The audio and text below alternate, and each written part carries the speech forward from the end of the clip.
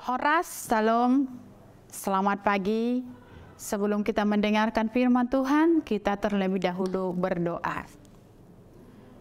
Kami bersyukur Tuhan untuk kesehatan yang Tuhan berikan kepada kami di pagi hari ini. Kami mau mendengarkan firman-Mu, kuasai hati dan pikiran kami. Di dalam nama Yesus kami berdoa. Amin. Firman Tuhan buat kita pada pagi hari ini, yaitu yang tertulis dalam surat Rasul Paulus kepada jemaat Filipi, pasal yang kedua, ayat yang ketiga. Demikian firman Tuhan, dengan tidak mencari kepentingan sendiri atau puji-pujian yang sia-sia. Sebaliknya, hendaklah dengan rendah hati yang seorang menganggap yang lain lebih utama daripada dirinya sendiri. Demikian firman Tuhan. Manusia menjadi semakin individualis dan egois. Akibatnya dunia menjadi semakin dingin dan jauh dari kesan hangat. Tanpa sadar kita orang percaya malah ikut-ikutan terkontaminasi dengan cenderungan dunia, membangun kubu-kubu, mempertegas garis batas perbedaan, dan tidak lagi peka terhadap kepentingan orang lain. Kepada saudara-saudara seiman atau satu gereja saja begitu, apalagi kepada orang lain di sana. Ketika kasih kita seharusnya bisa menjangkau orang asing atau bahkan musuh sekalipun, saat ini amang-inang yang terjadi justru jauh dari situ. Bahkan untuk peduli kepada orang-orang terdekat sekalipun sudah merupakan sesuatu yang sulit bagi kebanyakan orang. Saudara yang dikasihi Kristus, dunia memang cenderung untuk terus membentuk manusia untuk bertambah egois dengan lebih mementingkan diri sendiri di atas segalanya. Orang terus merasa kekurangan dan merasa perlu terus menimbul.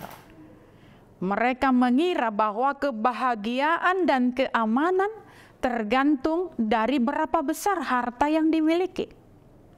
Maka tidak heran ketika kita mendengar banyak orang yang berkata dengan mudahnya, jangankan mengurusi orang lain, untuk diri sendiri saja pun belum cukup. Dunia boleh saja semakin cenderung kepada gaya hidup individualis dan egois. Tetapi lihatlah apa kata firman Tuhan yang mengatakan tadi, dengan tidak mencari kepentingan sendiri atau puji-pujian yang sia-sia. Sebaliknya, hendaklah dengan rendah hati yang seorang menganggap yang lain lebih utama daripada dirinya sendiri. Dikatakan, lihatlah bahwa kita diminta untuk bersikap rendah hati dengan mengedepankan atau mendahulukan kepentingan orang lain di atas kepentingan diri sendiri. Sesungguhnya ini merupakan hal penting yang harus dimiliki setiap orang percaya.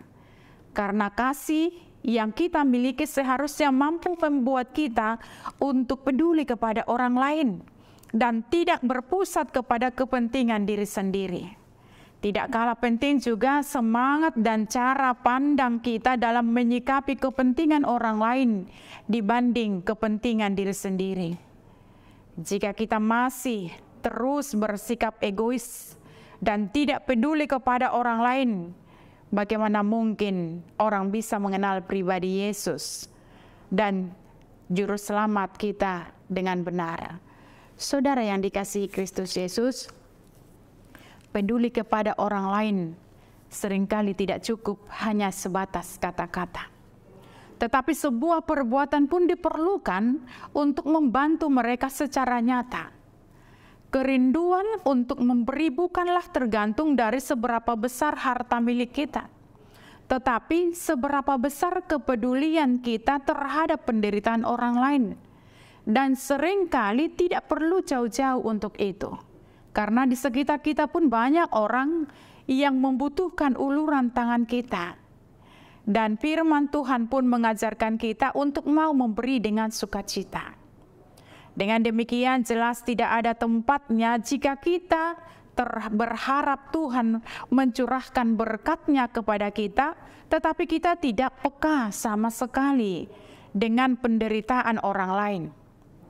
Kasih yang dicurahkan dari surga harusnya mampu membawa kita untuk memiliki belas kasihan kepada orang lain, bukan saja yang kita kenal, tetapi juga pada orang lain.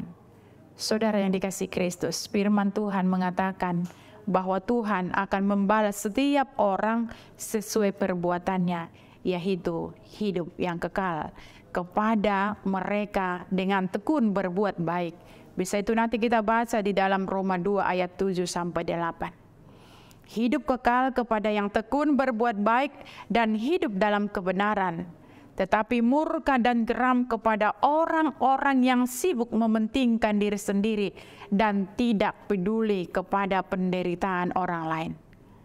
Karena itu dikatakan kerajaan Tuhan tidak akan bisa dinyatakan di dunia tanpa ada kepedulian dari kita terhadap orang lain. Ketika dunia mengarah kepada bentuk-bentuk individualis dan egoisme, janganlah kita malah terseret ikut di dalam arusnya. Kita harus bisa menunjukkan perbedaan sebagai anak-anak Tuhan dan sahabat-sahabat Kristus, sehingga orang bisa melihat siapa Yesus itu secara benar.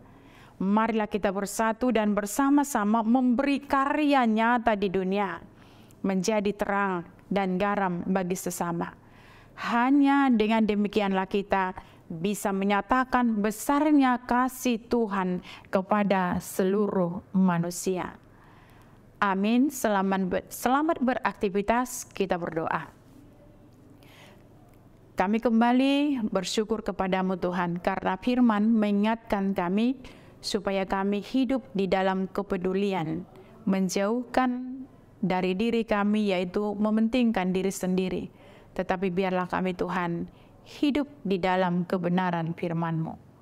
Hanya di dalam nama Yesus kami berdoa. Amin. Tuhan pemulih ku